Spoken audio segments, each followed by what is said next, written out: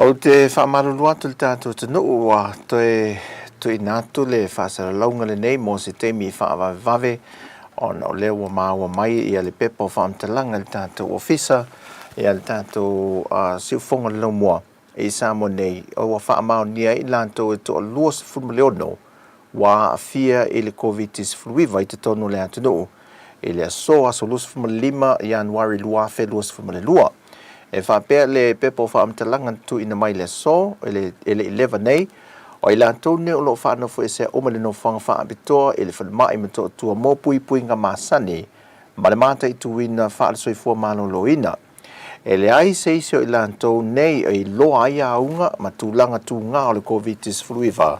e pei o le tale fiva pepe o tino whaafau ma le langona le fieta mafa o le mawai o le 5 aso i le aso na nafi aso ngafole lus fumalfai Januari lua fe lus fumalelua na toi whai ai ni suenga po test mo le pasese mal malanga mai fantasia ma le au whai ngā ruenga ubo whaanofo e sea sa mawai le whaalinga o le mua au i lantou i lo mua au i le whaatalinga o le waalele e pei o na sila fia na whaamau nia mai Yesu enga e ua se fulmalitasi i le whaapoponga o i lantou wa aafia ia unga le Koviti fluiva o le to ono i lantou nei o le pasese o le to lima e pe ona wha ai loa atu ana nafi o le au whai ngaluenga o lo mua au mo le pui pui ngol saunga le mua le atu no ai o lo wha awau ba wha awau ia ma maopo ma tu mau pui pui nga masani al matanga luenga le soifua maloloina ma le ofisa o wha lave tup wha fuasei mo le mata i tuina pea o i lātou nei ai mai se fo i lātou uma o loo wha anofo wa e no whanga wha apitoa wa wha tūlanga ina. O i lātou uma o loo wha anofo e sea o le ato e whai o lātou suenga po tests e le aso tofi nei aso luas fumale fitu Januari lua fe luas fumale lua.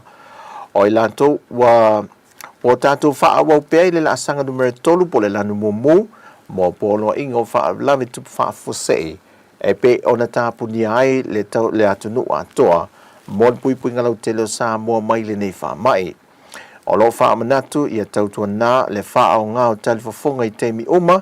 ma usita ia whautuanga o lo o tu ina mai mo le saunga le mua tangata uma. Ia o pepa i o whaamtalanga o wha pe on tu ina mai i se teimi nei lava le tātou malo ia wha mao nia mai ai ia tūlanga i pe ona wha ailo mai ia o le ua toi wha au popo i se tātou cases le teimi le nei nei vaenga i nofu te talo e tātou atunu le utoi wha au popo i se tātou cases ia ma ua tūlai mai mo le teimi nei to ono le wa iai ua luas fulma le ono to lima na nafi to ono nei luas fulma le ono i cases fou o whaamau ni al Koviti fluiva. Pei tai o le tā lia le whaamau ni mai o suenga o whaai unga o tātou test na tui nātu i New Zealand. Ia masa ili ai po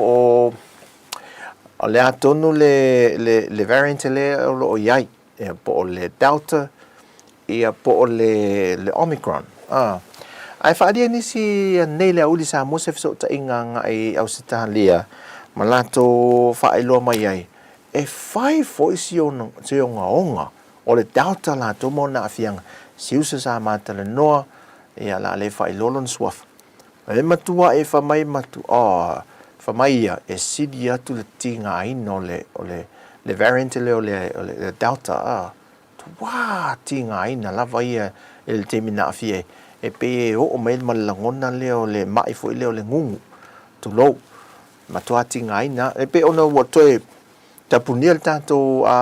fasalong tu sa mai Samoa nei ya mo mo pe po fam talanga le nei lava mai tato ofisa le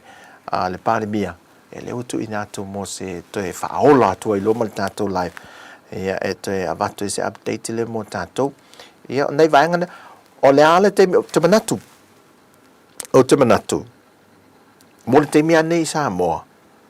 o le teimi e maua ai se update fu le o se tūlanga ua o iei e le whaamai o tātou tunu o te loe te tawana na whaaola tātou le tio ma toi tu watu ia vaenga I whae loa tu tātou tunu